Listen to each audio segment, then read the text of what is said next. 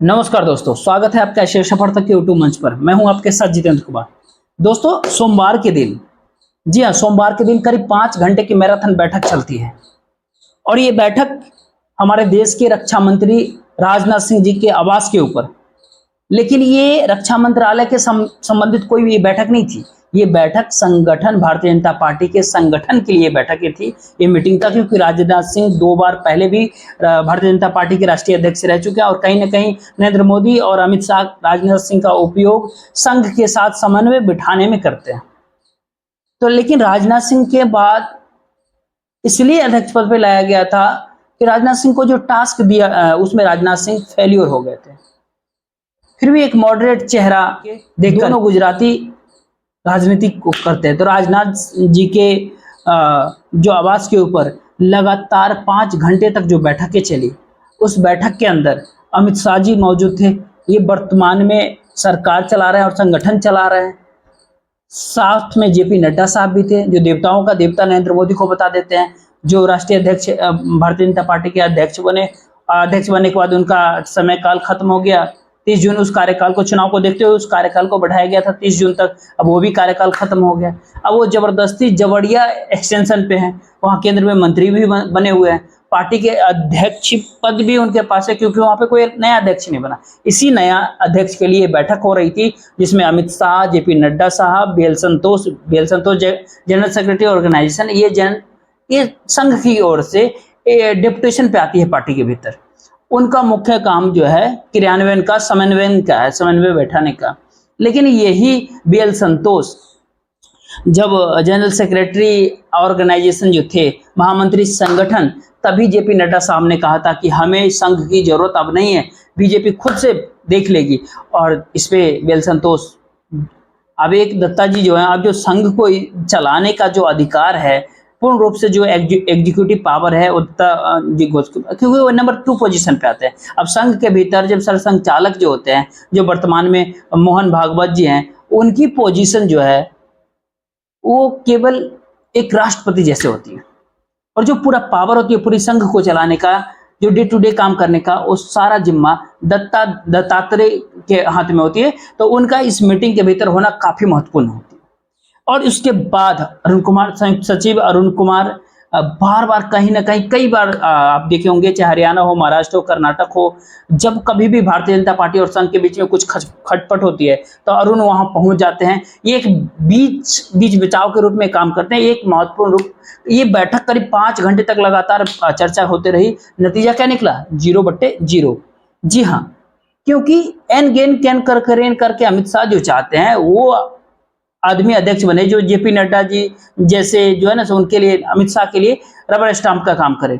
नाम जेपी नड्डा का हो, काम अमित शाह का हो। और संघ चाहता है कि अब वो बहुत हो गया, भारतीय जनता पार्टी 240 पे आई है, वो अभी जुगाड़ से आई है। सबको पता है कि ये 180 से 200 के सीट की पार्टी है, लेकिन फिर भारतीय जनता पार्टी को 2 पर आने में समय लगेगा, क्योंकि संघ नहीं चाहता। क्योंकि संघ को पता है कि संघ का बच्चा है वो भारतीय जनता पार्टी, संघ अभिभावक है। तो कोई भी अभिभावक अपने बच्चे को दुर्बल होते हुए तो नहीं देख सकता। तो ऐसे में संघ एक ऐसा अध्यक्ष चाहता है कि फिर से इस पार्टी के भीतर एक कसावट पैदा हो। इस पार्टी का जो चार चरित्र और चेहरा जो है ना, वो जो पहला कैरेक्टर जो था, वो वापस आ जाए। सामूहिक नेतृत्व वाली बात करे, ना केवल व्यक्ति पूजा की बात करे, जैसे कि वर्तमान समय में नरेंद्र मोदी सरकार की पूजा, नरेंद्र मोदी की पूजा होती रही। इसलिए कुछ नाम जो बाहर निकल करके आए हैं, उसमें शिवराज सिंह चौहान, जो मुख्यमंत्री, काफी साल मुख्यमंत्री रहे हैं मध्य प्रदेश के, लेकिन इसके पहले संगठन में महामंत्री तक भी रहे हैं, संगठन का उनको अनुभव भी है। मनोहर लाल खट्टर जो मुख्यमंत्री रहे हरियाणा के, वर्तमान केंद्र में मंत्री बने हुए हैं। देवेंद्र फडणवीस साहब मुख्यमंत्री रहे महाराष्ट्र में, वर्तमान में उप मुख्यमंत्री है महाराष्ट्र के। भूपेंद्र यादव, ये भी मुख्यमंत्री रहे हैं, ये भी मंत्री हैं। और उन सब लोगों के बीच में से किसका नाम हो सकता है? बार बार कई सारी चर्चाओं, यही लोग निकल करके चर्चाओं में आते हैं कि इस चुनाव के भीतर खास करके ओबीसी और बैकवर्ड नहीं, बल्कि ये है कि लोकसभा चुनाव 2024 में भारतीय जनता पार्टी के साथ जिस तरीके से ओबीसी ने साथ छोड़ा और SC/ST ने साथ छोड़ा है, ये भारतीय जनता पार्टी के लिए सबसे चिंताजनक बात है। आखिर चुनाव हारना जाना, सत्ता में आना जाना, सारी चीज लगे रहता है, लेकिन आपके प्रति संवेदना रखने वाला एक बहुत बड़ा तबका अगर उसी जगह चला जाता है जो 60 साल जिनके साथ था, अगर उनकी भी घर वापसी हो गई, तो फिर आप यहाँ पर खाली हो जाएंगे। इसीलिए इस दौर में बार बार ये सारी चीजें निकल करके सामने आ रहा है कि कोई ओबीसी चेहरा होना चाहिए सामने। तो शिवराज सिंह चौहान से बड़ा ओबीसी चेहरा कोई हो नहीं सकता। बाद में भूपेंद्र यादव भी सामने आते हैं, वो भी ओबीसी चेहरा आते हैं। और फिर कुछ लोग तो ये भी कहते हैं कि अब ये मंत्री है फिर कैसे बनेंगे।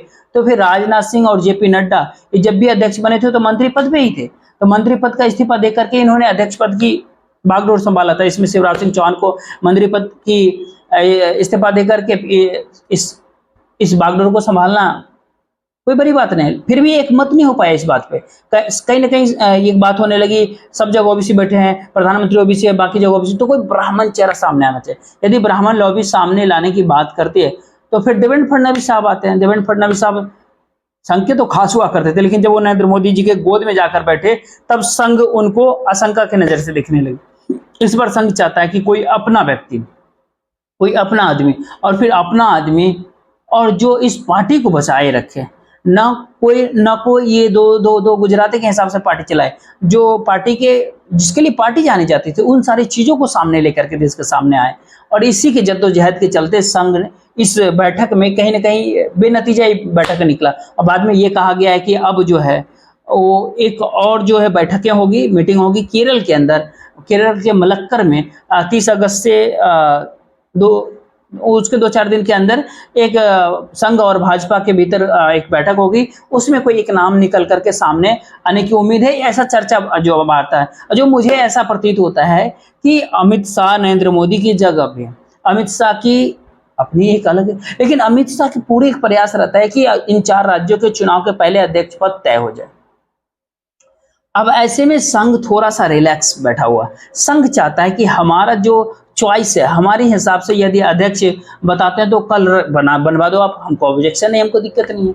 लेकिन सवाल उठता है कि संघ भी ज्यादा प्रेस भी नहीं कर रहा है भारतीय जनता पार्टी को। ये मोदी 4 राज्यों का चुनाव का नतीजों का इंतजार कर रहा है संघ। ये नतीजा जो वर्तमान में जो दिख रहा है, 4 राज्यों के नतीजे यदि भारतीय जनता पार्टी के खिलाफ चले गए तो फिर ऐसे में संघ शायद समन्वय की मीटिंग न करते हुए अध्यक्ष भेजेगा। इसको आप अध्यक्ष बनाइए और बनाना पड़ेगा। तब ये गुजरात लॉबी, नरेंद्र मोदी और अमित शाह की लॉबी जो है इतनी कमजोर हो चुकी होगी कि उनको अध्यक्ष उस अध्यक्ष को एक्सेप्ट करने के अलावा दूसरा कोई चारा नहीं है। इसीलिए चाहते हैं इन 4 राज्यों के विधानसभा चुनाव होने से पहले अगर कोई अध्यक्ष आए तो एक सॉफ्ट, मतलब कभी इनकी भी सुन ले कभी इनकी भी सुन ली। यही चुनाव के नतीजे अगर इनके फेवर में नहीं रहे, यदि इनके मोदी के फेवर में ये 4 राज्यों के चुनाव के नतीजे नहीं आए, यदि 4 राज्य ये इन चुनाव के नतीजे भारतीय जनता पार्टी के गलती से भी फेवर में चले गए तो फिर नरेंद्र मोदी और अमित शाह जिस ताकत के साथ उभरेंगे फिर वो कहेंगे कि हमको संघ की जरूरत ही नहीं है। तो ये जो खेल चल रहा है, संघ भी इस बात को समझ रहा है, भारतीय जनता पार्टी भी इस बात को समझ रही है। 4 राज्यों में जात के आसार न के बराबर है भारतीय जनता पार्टी के, इसीलिए संघ और रिलैक्स फील कर रहा है। और ये एक्सरसाइज जो भारतीय जनता पार्टी जो है, ये जो एक्सरसाइज है भाजपा बचाने की, भाजपा जिस बात के लिए जानी जाती थी, जिस संगठन के लिए, उसको बचाने की है। और संघ और सब मिलकर के जब अंदरूनी पार्टी के अंदर बहुत सारे लोग जो मिलकर के इस पार्टी को बचाना चाहते हैं, 2 गुजरातियों के व्यक्ति पूजा से दूर निकलना चाहते हैं, दूर हटना चाहते हैं। और यदि इन सारे लोगों के जरिए ही और अध्यक्ष किसी 4 राज्यों के चुनाव परिणाम के बाद यदि मिला, बीजेपी के राष्ट्रीय अध्यक्ष कोई बना, तो ये यकीनन गुजरात लॉबी जो उस दौरान जो टारगेट पे आएगी, इस बात को आप कल्पना भी नहीं कर सकते। बाकी इस वीडियो में इतना ही। कुछ नए वीडियो को लेकर के आपके सामने फिर से उपस्थित होंगे, ताकि बाकी वीडियो को लाइक कर लीजिएगा, चैनल को सब्सक्राइब कर लीजिएगा, वीडियो को ज्यादा से ज्यादा लोगों तक शेयर जरूर कर दीजिएगा। जय हिंद, जय भारत।